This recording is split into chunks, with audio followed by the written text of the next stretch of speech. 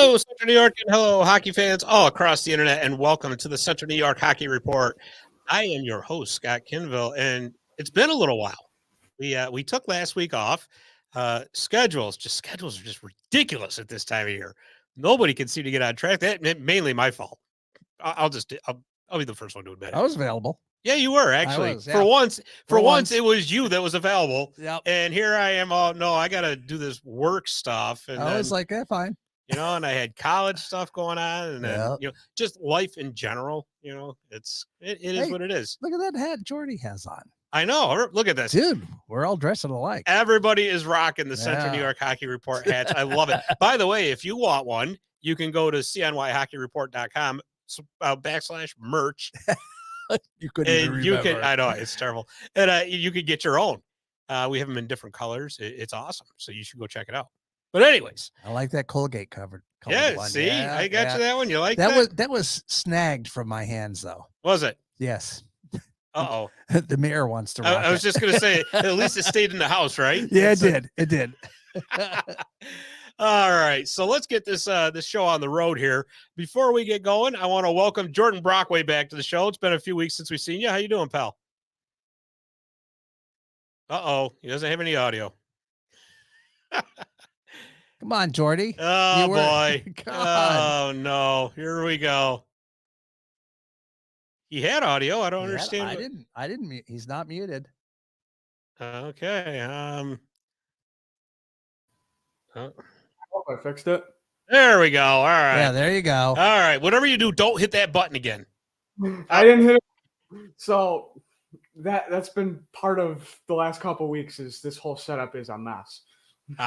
Gotcha. I gotcha. Well, let's get going before you become a mess again. So this show, the AHL, the American Hockey League, has pretty much hit the nominal halfway point of the season, as they are going to be going into the All-Star Classic, which is taking place out in San Jose this Sunday and Monday. The Utica Comets, one of the two teams that we cover, the Syracuse Crunch being the other, have two more games to play this weekend. Tonight, as a matter of fact, we're recording on Friday afternoon, and on Saturday night against the Toronto Marlies. The Crunch have a couple games as well. We're going to do their At the Break show next week.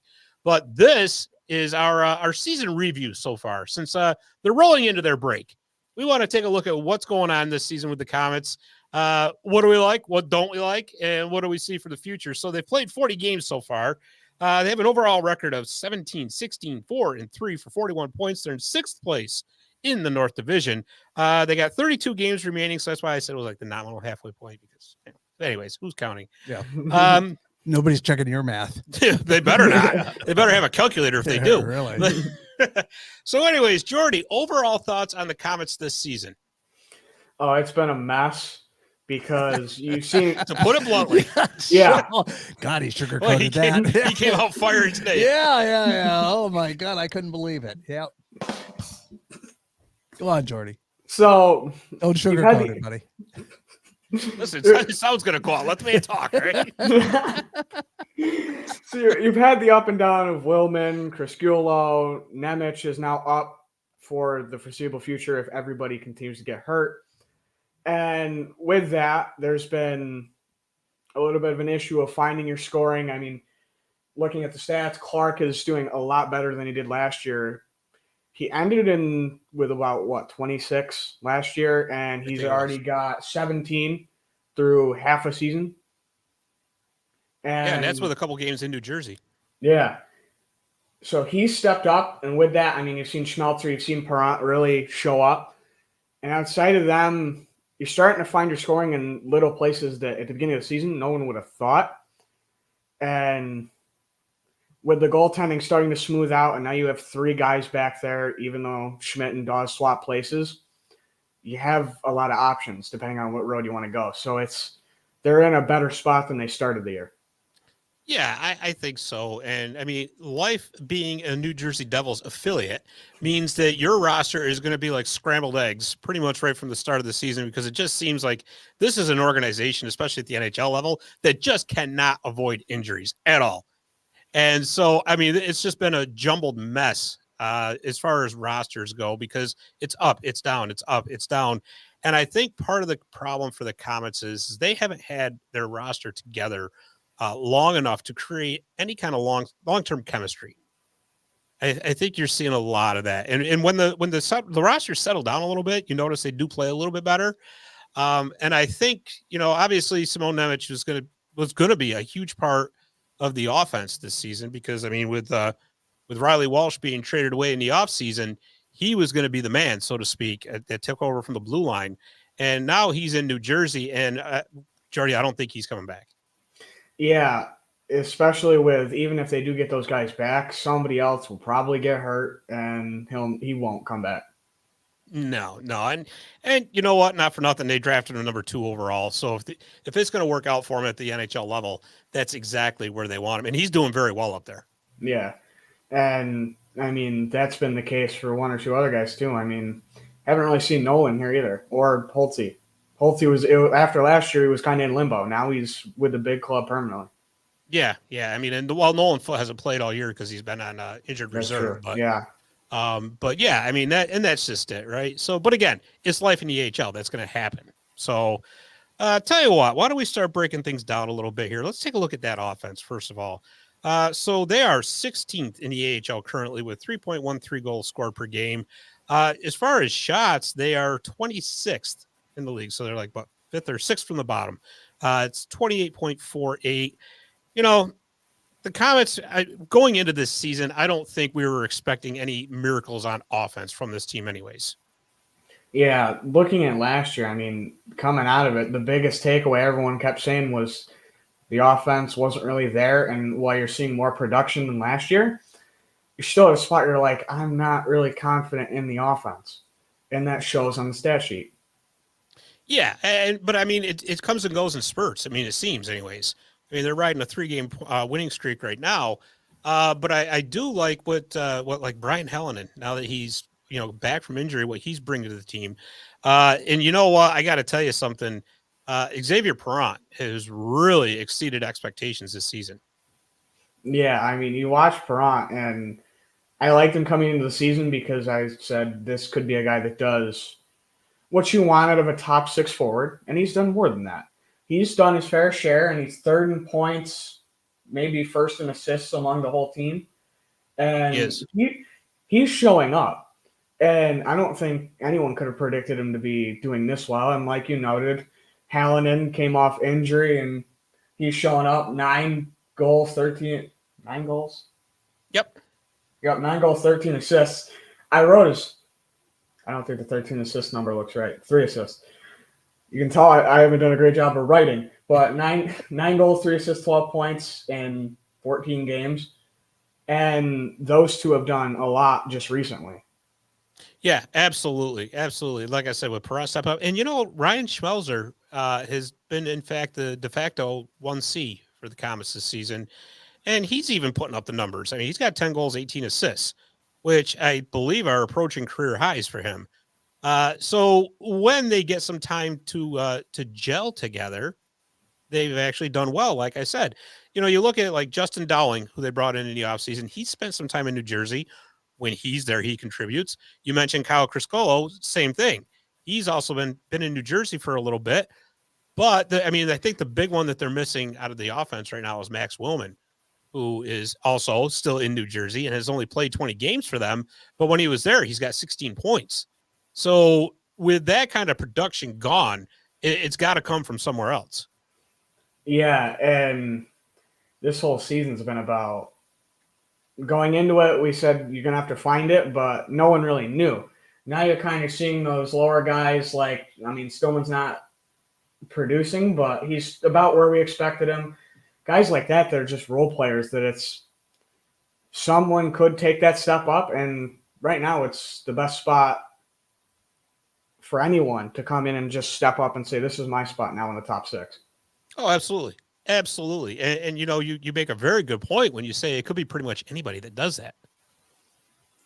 Yeah, and that also is a testament to all the bottom 6 that have been jumping up and down, where you've had a few guys that are here for a couple games, someone gets healthier, comes down, they go back down to Adirondack, then they come back up for a couple more games, and they're back down in Adirondack.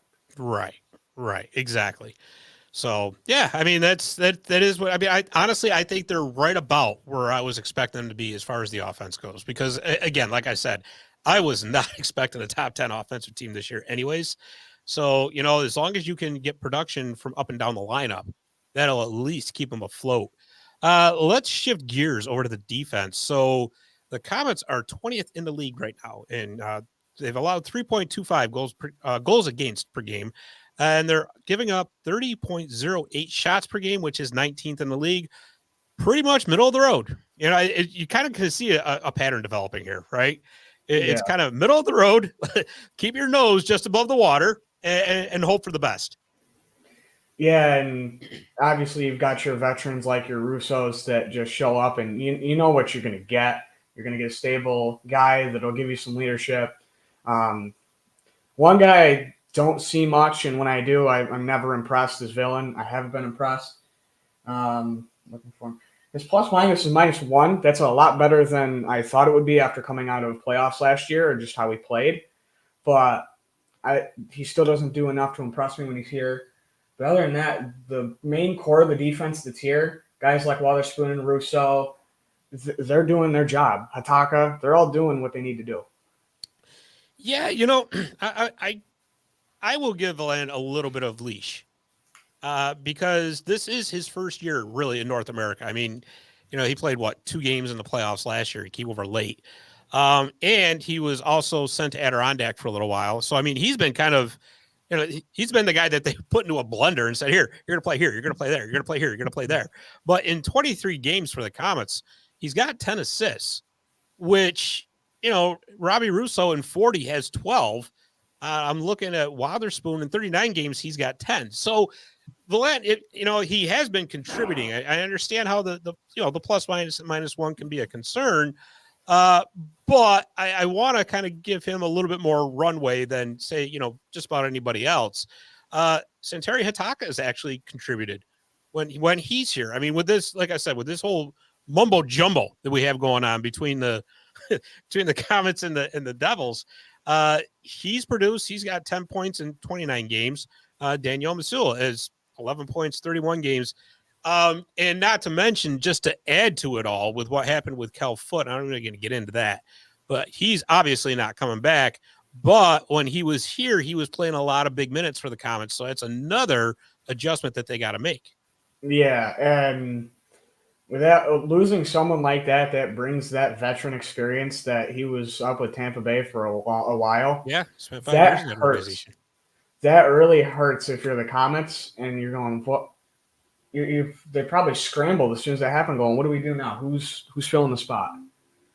Right, exactly. And, I mean, fortunately, they do have veteran presence in Wotherspoon and Russo, but you're really looking at that back end being a lot of rookies now or second-year players. Yeah, and that's one of the spots where they're really young. And at times that can be very beneficial, and especially if you develop them right. But there's also moments where you're going, I wish I had that experienced guy here. Yeah. And like I said, it all started right from the beginning of the season, right? Because Nemec was expected to take Riley Walsh's place, at least on the offensive end of it. I mean, I liked Riley Walsh. I liked watching him play, but I mean, defensively, he was not the guy that you want to put out there when you're protecting a 1-goal lead, but he did provide a lot of offense from the blue line, which really helped him, especially on the power play, which we're going to get to in a second. But I think at some point they got to get some time together to gel, because that's another thing too, right? When you're a young player and you're playing in the second best league in the world, which is the AHL, you need time with your defensive partner to kind of figure out, how the other one plays, right? It's not just a matter of, hey, we're just going to throw you 2 guys together tonight. Good luck. Because usually it turns into bad luck, right? So I think that's been another big problem, like I said, right from the start, that there's been so much roster shakeup. There's been no time for even not just the offense, but for the defense to develop any kind of chemistry at all. Yeah, and that is something I picked up on, and I've never been a fan of how they run their power play and sometimes their PK. I'm always very critical of the system of their power play, but that's how New Jersey wants it. And one thing I always picked up on early season was you'd watch, for example, I can remember the exact play. Gambo would dump, and then Gambo would chase, and Gambo would get to the puck before anybody else. Now they're getting to the point where they know, you can kind of see that they know certain things that other guys are going to do. Right. But like you said, it shifts. And a good comparison I can think of is UC men's. Now, usually with a team like that, they don't move lines around much. But this year, Gary's done a lot of moving of the defense and the offense. And you've seen that just like here. When you move them around a lot, there's always going to be those issues of some guys don't know what other guys are going to do in a certain situation or where they might be. So it takes them longer to make that read or make that pass. Yeah, you know what? Let's just jump right into that power play since we're talking about it. The good news is they no longer have the worst power play in the league. They've actually been very good over the past, I want to say 3, even 4 weeks. They had a streak there of like 9 games, I think it was, where they got at least one power play goal. They're up to 16.6%, which is 25th in the league. You know, I mean, I know in the grand scheme of things, 16.6% isn't that good, but considering where they were, it's actually a market improvement. Yeah, at one point they were below 10%. Yeah. And when I looked at that number, I literally remember just putting my head in my hands and going, what? I see it. I would go to games and I'm going, I see why we're the worst power play. And now it's a little better. And I can actually go to games and go, are we going to score a power play goal this game?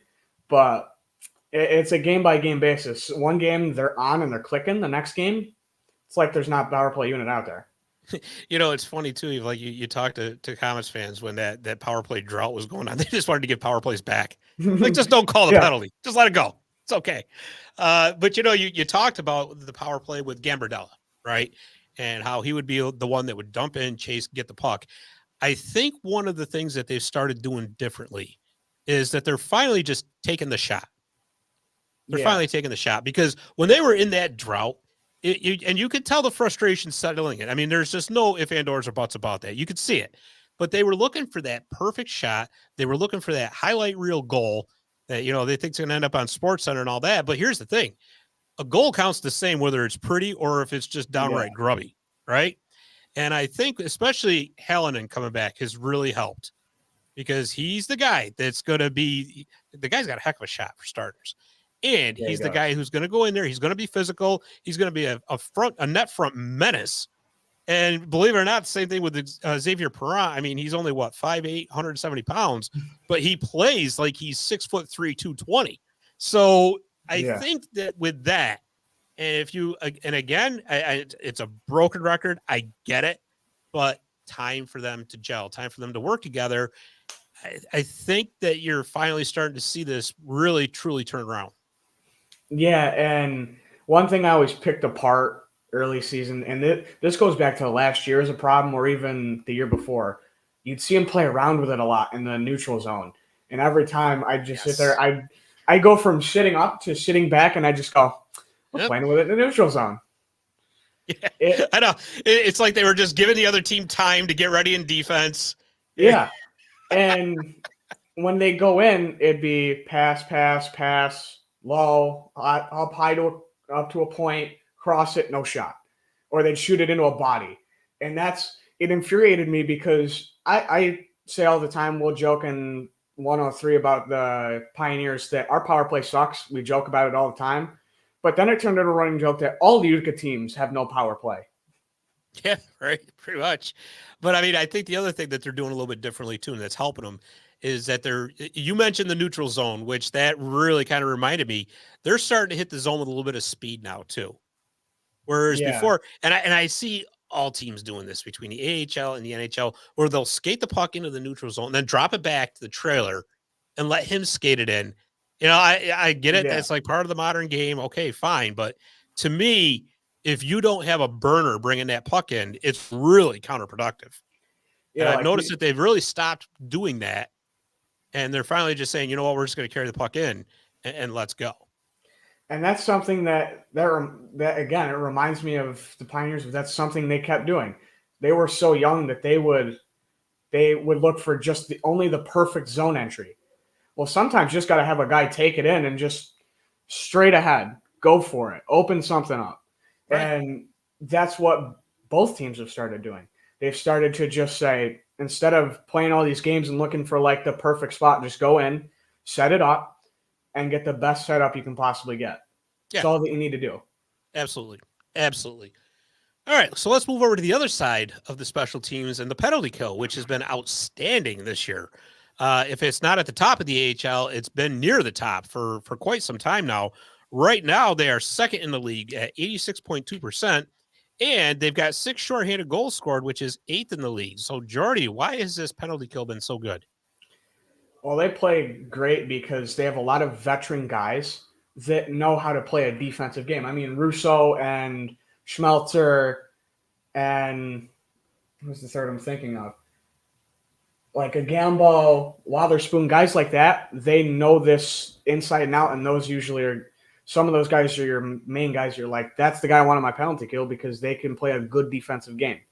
And they play it well. The guys they have on their PK play it well, and they play it smart and play the formation right. And that's all you can ask. Yeah, absolutely. Absolutely. And you know who I'm thinking too is just made a huge difference with this penalty kill is Shane Bowers, the guy who came over in the Riley Walsh trade. He has been huge for them on the penalty kill. Let's see. I'm looking it up right now. He's got 2 shorthanded goals. He's got 6 goals on the season. 2 of them are shorthanded. And to me, and I've said this before, and I'll probably end up saying it again because that's what I do. Just repeat myself all the time. But anyways, to me, he was the missing ingredient because you remember 2 years ago when Freddie Gauthier was with the team. Yep. And they were a shutdown team, especially in their own end and on the penalty kill, because you had a guy like Freddie Gauthier who was a big center who could win faceoffs, muscle the opponents off the puck, and do everything that you ask of him along the boards.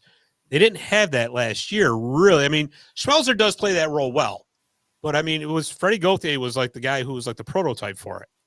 And now you go and get a Shane Bowers who is basically just like him. And while you're giving up production from the blue line, it really tremendously helps your penalty kill. So, like I said, and people kind of look at me like, what? Shane Bowers?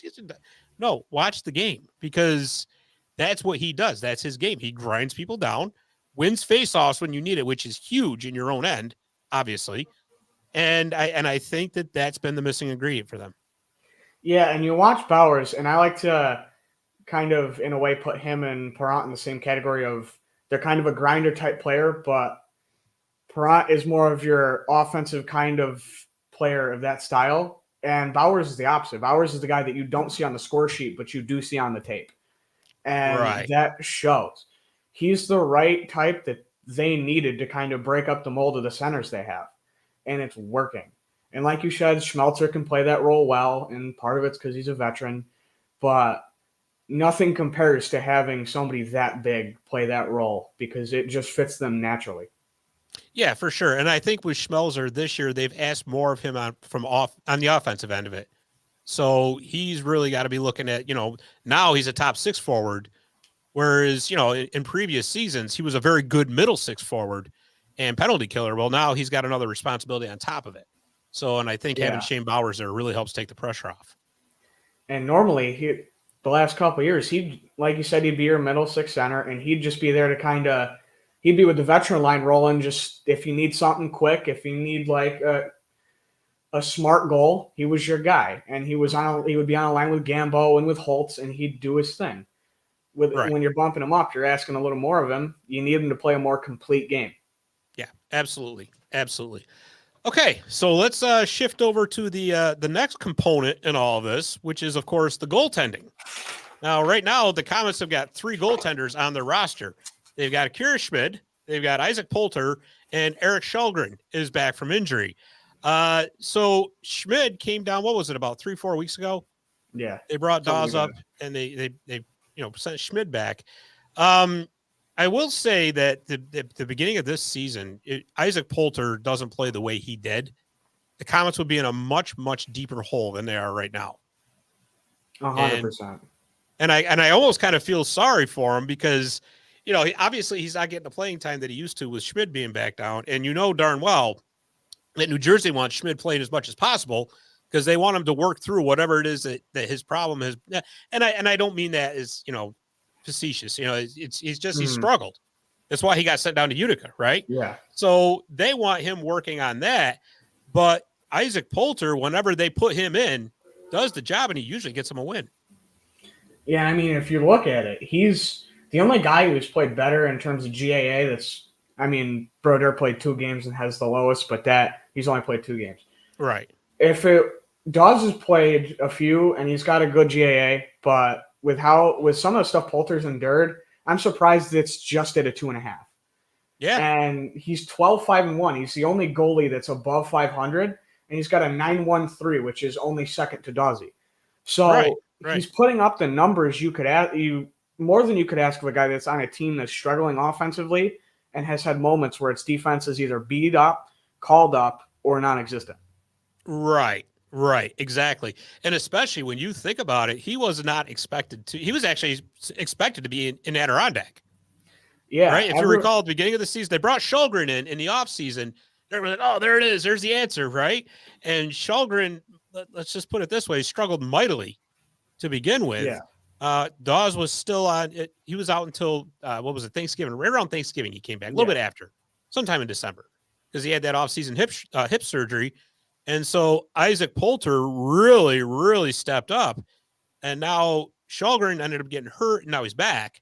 But again, like I said, I just don't see Isaac Poulter, for as good as he's been, getting the playing time that he really deserves. Yeah, and going into the season, we said we have 3 goalies. What are we going to do with the goalies? And Broder and Brennan go down to Adirondack, and then it's like, okay, it's Shulgren and it's Poulter. Now, Poulter was up with the big club till like the very last cuts, and I remember noting that going, that means they either liked what they saw or something's up. And seeing it now in retrospective, they probably liked what they saw, because that kind of solidifies the performance he's having right now. And in hindsight, it doesn't necessarily surprise me as much as it would have. And he makes a good secondary in case Dawes goes up or Schmidt goes up and you have both of them up there or something happens, or in case they ever want to get rid of Vanacek or get rid of one of the young guys, if that ever happens. He can be your next guy. Yeah, you got to kind of wonder, too, because that rumor mill that's always so entertaining as it is, still has New Jersey on the hunt for a goaltender. John Gibson's been linked to him. Marc-Andre Fleury, I heard, got linked to them. So you got to figure that there's going to be an odd man out. So if it's Vanacek this stage, you got to figure it's going to be Dawes or Schmidt that goes back the other way. So that's going to be another whole story, because obviously Vanacek's not going to get sent down to Utica, right? He's on a one-way contract. They're not going to pay him $4 million a year to play in Utica. That's just not going to happen. So, so that's going to be a very interesting scenario to see how that plays out by the trade deadline. Yeah, and I was a little worried about that last year of like, is there a chance that they just say, we have too many young goalies, one of them goes here? And it is possible. I mean, especially if they struggle by the deadline, it's possible. But I have a feeling at the moment they might stick with it and then say, we'll wait till the offseason. We'll see how the market happens, and then we'll go from there. Yeah. Another one I got heard linked to them was Jacob Markstrom, former Utica Comets. So interesting. All right. Like I said, we got 32 games left. They're in 6th place in the North Division. The probably not going to catch Syracuse or Cleveland. They've got too much of a head start. But looking at the standings, Jordy, they're 3 points behind 3rd place Rochester. Top 5 teams in the division make the playoffs again this year. So really, despite all the bumps in the road, despite everything that you could say has gone wrong, they've still got a puncher's chance of getting in the playoffs. So what are we looking at here for the rest of the season? Now, I'll just kind of give you my opinion. I think a lot of it, is going to depend on what New Jersey does at the trade deadline. I think that's going to be huge. And it's if the Devils just kind of throw the towel in and say, we're not making the playoffs, we're not going to make a run this year, you may see some guys get called up again, right? If they decide they're going to go for it, you also run the risk of prospects getting moved. And I'm thinking more along the lines of I think Graham Clark's probably the best trade chip they got right now, that I'm frankly surprised he's not in New Jersey. But With that being said, what do you see coming down the road? I think, like you said, it's going to depend a lot on the big club, who gets hurt, what's going to happen if a few of the guys come back and they say, okay, well, where does this 7th or 8th D fit or extra forward fit? And it's also going to depend on just if the Comets stay healthy, and then from there, keeping their lineup intact for the rest of the season. And if they keep it intact, keep it mostly the same, they should be in the best position to make a run to make the playoffs. That doesn't mean by any means that they're going to make it, but they should be in the opportune spot if nothing blows up in terms of injuries or trades. As long as they keep it somewhat together, they're fine. Yeah, for sure. And I think it's, a lot of it's going to depend on too, Akira Schmidt, as long as he stays in Utica and he doesn't get traded, is going to get the bulk of the starts. If he can figure it out and get some consistency back into his game, that's going to be a big thing to do with it too. Now, who knows with this trade deadline, he could end up getting traded. Maybe Dawes comes back. We don't know. We just don't know what's going to happen, but it's going to be consistency in that. And that's going to be a huge thing too. And another thing to keep in mind, we talked about the defense corps and how young they are. One name to keep in mind, just remember I said this, Seamus Casey, the defenseman at University of Michigan right now, who was a Devils draft pick. I think he might be turning pro after the college season, and he is 20 years old, so he will be eligible to play for the Comets. The kid has been dynamite for the Wolverines. So that could bring another whole dimension to the Comets, depending on how quickly he adjusts the AHL game. And don't forget about Josh Philman either. Remember how impressive he was in training camp? And everybody's, oh, wow, this kid. Well, the problem was he was 19 years old and he was playing in the juniors, so he had to go back. It was either the NHL or the juniors, right? There was no in between because of the rule. But by March, he's going to be 20 years old, and that could be another factor that plays into everything. Yeah, and you also never know, we got this other college free agent that hit the market at the end of the season. We want him, and then the kid blows up. That's always also a possibility. Because, Friedman, guys like Friedman who are with the team right now, they go up and down and left and right. Right. They're always there, and they're always looking for a spot. And another thing that could really throw a wrench in it, and I like this more than moving Schmidt or Dawes, you move Vanacek. Pull one or the other up. If I was New Jersey, I would do that because I don't love what Vanacek's doing. But that would really throw the wrench in, but then you also get Poulter as the one, and then you're going, okay, who's the next guy to be the next guy after Poulter? Well, I think Adirondacks had like a carousel of goalies down there as well. Broder, Brennan, Pupara. There was another one too, and I can't quite think of them off the top of my head. But you're right. In a perfect world, it's Vanacek to get moves. And I'm sure New Jersey would love it for cap space purposes. Yeah, that would open up a little bit, and then maybe they pay somebody, but that I don't know if that would happen. They're more likely to move like somebody off one of the first two forward lines and trade Vanacek. Yeah, I think so too. So we'll see. We'll see what happens. Any other thoughts you want to let the fans know about? Not much other than New Jersey hopefully stands less of a chance to make playoffs than the Comets, but that's just me. Yeah, plus it means everyone comes down from New Jersey that can, and you have everybody ready for playoffs if they make it. That would be a bonus. Yeah, like I said, and looking at it, you're 1 point out of a playoff spot right now because Laval's in 5th place with 42 points. Again, I said Rochester's 3rd with 44.